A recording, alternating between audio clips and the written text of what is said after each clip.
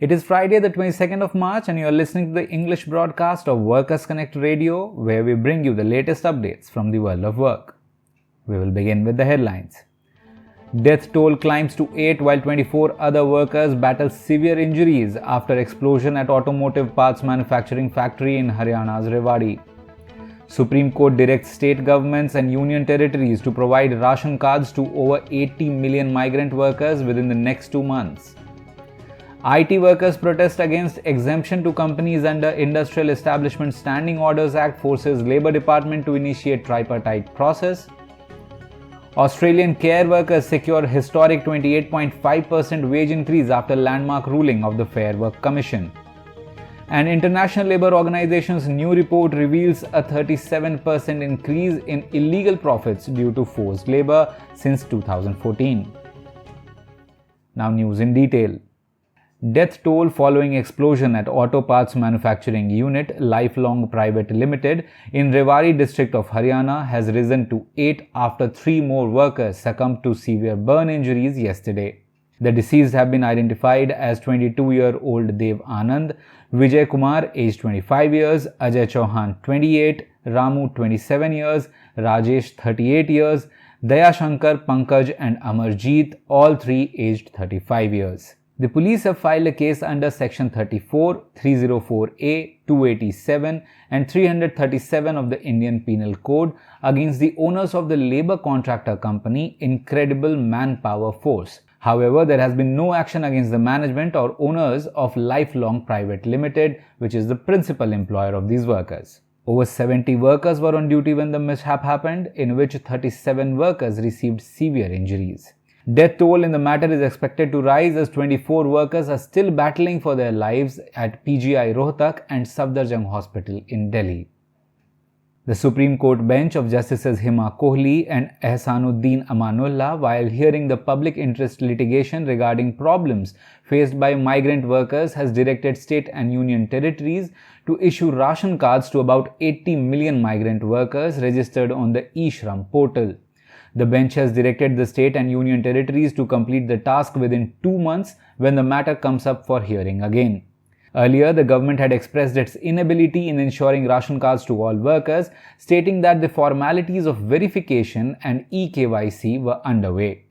Expressing its displeasure over undue delay, the court has said that right to life is enshrined in the Constitution and such delays on count of paperwork cannot keep workers from their fundamental rights and the provisions of National Food Security Act 2013. Following the ongoing protest of information technology, IT and information technology enabled services ITES workers in Karnataka against exemption to IT companies from Industrial Establishment Standing Orders Act, the Labour Department has initiated a tripartite process. IT companies have been granted exemption from the Act on more than 4 occasions, the most recent one being in 2019, which lapses on 25th of May 2024. The Industrial Establishment Standing Orders Act mandates that companies lay out rules for employment within the establishment, including working hours, leave, termination and layoff and disciplinary action. There are over 20 lakh IT and ITES workers in the state who are currently not covered under the Act due to the exemption. Moving on to international news, the first one is from Australia, where workers engaged in care work of elderly have registered a historic 28.5% wage increase following the ruling of the Fair Work Commission.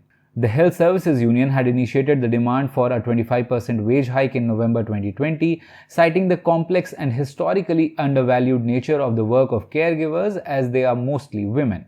In 2022, the Commission had provisionally agreed to a 15% increase.